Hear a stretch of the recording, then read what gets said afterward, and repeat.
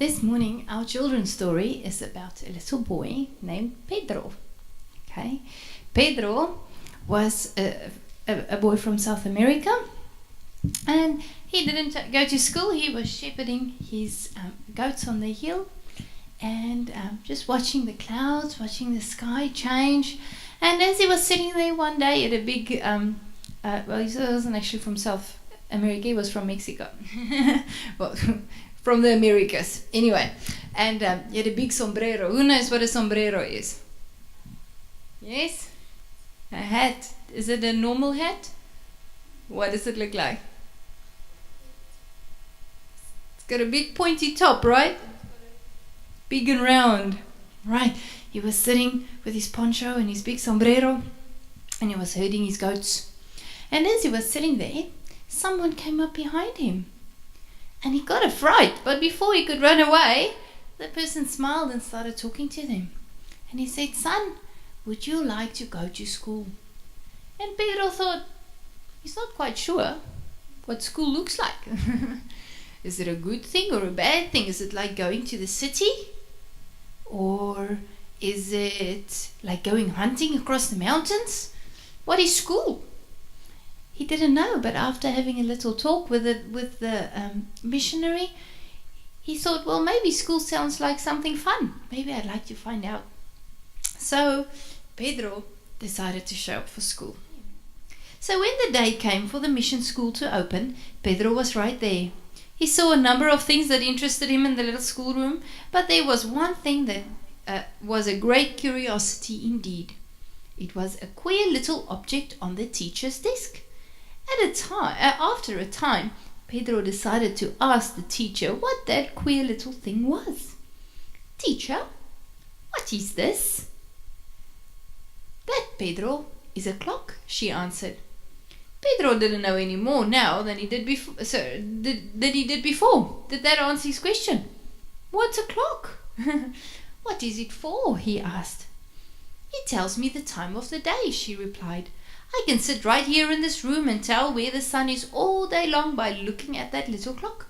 I can tell when it is time to eat dinner and when it is time to dismiss school, so you boys and girls can reach your homes before dark." I'm glad our schools are not that long. This was almost more than Pedro could believe. The teacher explained further. "When the two hands of this clock point straight up, the sun will be right overhead. Your shadow will be the shortest at that time of the day. And when the hands are right here at 3 o'clock, the sun will be about there," she said, pointing to a spot in the west. This all seemed very strange indeed to Pedro. But sure enough, when the teacher announced that it was time for noonday lunch, Pedro saw that the hands of the clock were straight up and the sun was directly overhead. He scarcely had any shadow at all. He wondered and wondered how that little clock could tell where the sun was all day long. Day after day, Pedro watched this little clock. It seemed to just know where the sun was all the time. One day the teacher said, "Pedro, how would you like to have a little clock of your own?" What do you think did he say? Yes. So the teacher said, "I want you to bring me your centavos." That is all his cents, all the dollars and cents that he had. Okay, that was the money they used then. So he said, "Bring me all the money you have. And every time that you sell some of your goat's cheese, bring some of that money and we'll save it up until you have enough money for a clock." And so after some time, after he did that, he brought his money. After some time, he had quite a little bit of money saved up by the teacher. And one day, she called him in and she had a package. What do you think was that? Was his clock. Do you think he was happy? Oh, he was very happy. And so she wound it up for him, and he had his own little clock that he could take home and he could watch it. So it was the first thing he watched when he woke up. It was the last thing he watched when he went to bed. Very interesting. But you know what? After some time, his clock stopped working. And he took it to the teacher, because the teacher could make everything right. He took his clock to the teacher, and the teacher shook it a little bit, and then it started ticking again. And he's like, "Okay, we fixed it." And you know what? During this time, something else happened. Before long, Pedro found himself standing in front of the teacher. And the teacher said, "Pedro, I have noticed something. Whenever you can't have your way, or whenever some of the other kids on the playground don't do what you want, you have a big mean fist that comes out and you punch people. That's not very nice. You have a problem, Pedro. And he's like, I'm well, there's nothing wrong. And she said, no, Pedro, there's a problem inside. And Pedro started poking, and he thought, no, I still feel pretty good, nothing hurts. Anyway, he went home, and again after some time, his little clock stopped working. And he shook it, and tick, tick, tick, it came right again. And again, a couple of days later, Pedro found himself by the teacher again, and the teacher said, Pedro, every now and then, when there's someone that doesn't do something you like, you say very ugly words to them, and you fight with them. And Pedro said, oh, it's not really me, it's just my tongue. My tongue has a problem. My tongue has a problem. And the teacher said, no, it's not your tongue that's the problem. It's inside, it's your heart that's the problem.